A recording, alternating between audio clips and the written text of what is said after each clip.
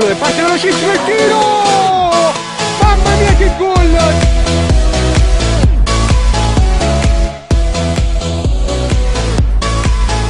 Intervallo della gara Boateng Fan contro Pescara 4-2. Il risultato, andiamo dai protagonisti, Barbati 4-2. Ah sì, comunque gli avversari meritano il vantaggio, stanno giocando meglio. Però voi state attaccando. Stiamo attaccando, sciupando parecchio, però male organizzati in difesa e loro giocano più. Cosa ci vuole nel secondo tempo per riprendere questa gara? Un po' più di gioco di squadra e convinzione sotto porta. Va bene, in bocca al lupo. Andiamo dal protagonista di Boateng, cognome? Pastore. Pastore S. Pastore Strato, vai. 4-2, anche un gol per te, state giocando bene. State ripartendo molto bene in contropiede, cosa ci dici? E vabbè, basta continuare così per conquistare la vittoria, poi per il resto qualche distrazione in difesa, ma ci possiamo... Luca, nel secondo tempo ci vuole più attenzione, sì, secondo te? in difesa, perché l'attacco sta giocando bene.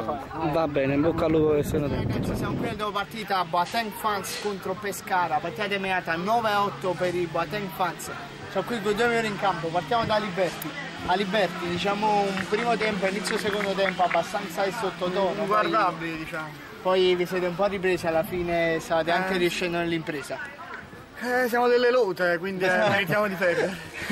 Questo è. Vabbè, abbastanza sottotono, anche secondo me Spalice, Catone, Garofalo. Abbiamo giocato abbastanza male, però ce la stiamo facendo noi il portiere per delle belle parate. Ricordiamo il tuo Eurogol. Non è servito a niente, quindi inutile. Comunque una buona partita tua. Lambati. Bomber, una dedica a qualcuno? Nessuno. Se ne vuole andare. Se ne voglio andare. Ciao ragazzi. Devi andare a vedere la sconfitta della Juve domani.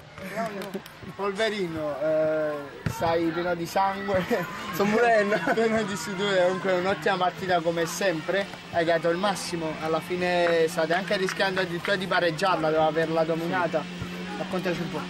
È una partita abbastanza equilibrata, abbiamo sofferto a difesa, poi Alberti quell'Eurogol ha spezzato il match, ci siamo demoralizzati e infine abbiamo avuto paura anche di perdere questa partita.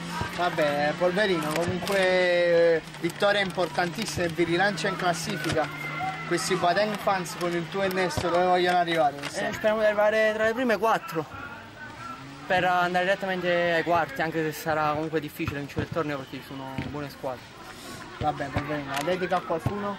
Dedico la vittoria alla squadra e basta.